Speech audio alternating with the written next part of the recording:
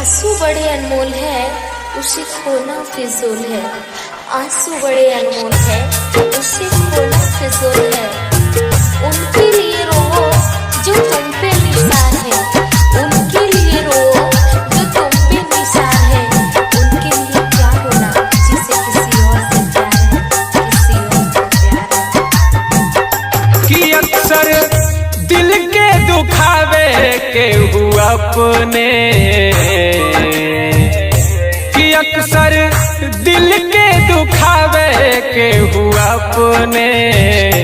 का दर्द होला सिखावे के हुआ अपने, का दर्द होला सिखावे के हुआ अपने।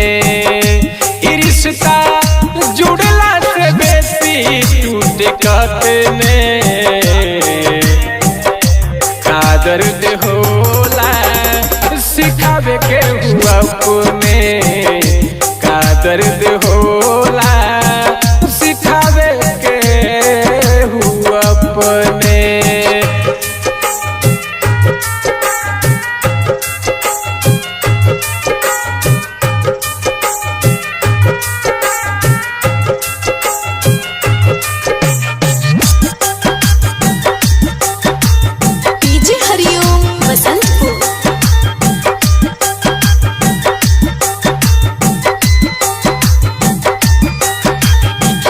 अपने हंसावेला अपने रुबावे, अपने जखम देला मरहम भिलावे।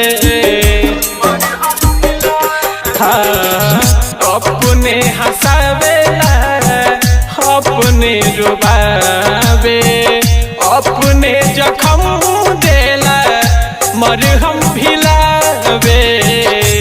जतने दूर जाई पास आई है वो तने, कि जतने दूर जाई पास आई है वो तने।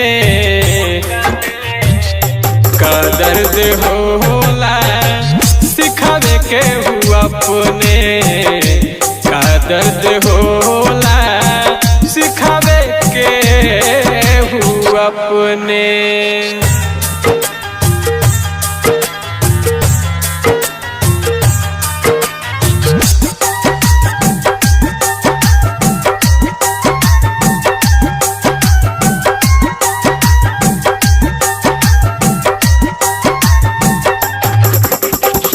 मुँह में मीठा बात पीछे करेला बुराई, नियति के खेला कुंदन समझ में न आई। हाँ, मुँह में मीठा बात पीछे करेला बुराई, नियति के खेला प्रेम समझ में न आई। राइटर रहा जन्म देसिया देख बस अपने, मिलावे के सुधीर सुधा कर देख बस अपने। का दर्द होला सिखावे के हुआ अपने, का दर्द होला सिखा